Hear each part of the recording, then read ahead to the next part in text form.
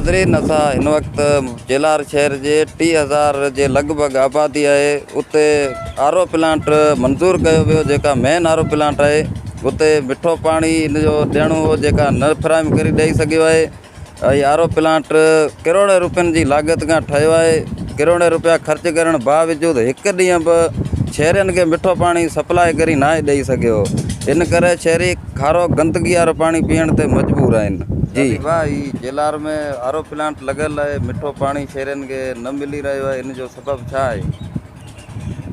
सबब तो इनजो हूँ तो खबर ना है, बल्कि ही जो आरो प्लांट है यो जी लगो आ उन ॾींहं खां वठी अॼु ॾींहं ताईं हिकु दफ़ो बि शहर में जेको सो पानी सप्लाई मिठो न करे सघियो आहे।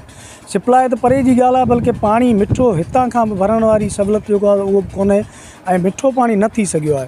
बाक़ी जेकॾहिं बोर हलियो आहे त उनजी का ख़बर नथी पवे, छो त असां वटि ऑलरेडी वाटर सप्लाई स्कीम हलंदड़ आहे। उन जे करे हाणे जेकॾहिं उन बोर जे पानी सां गॾु इन्हनि का पानी कॾहिं सप्लाई कयो आहे त उहा कसम नथा खणी सघूं।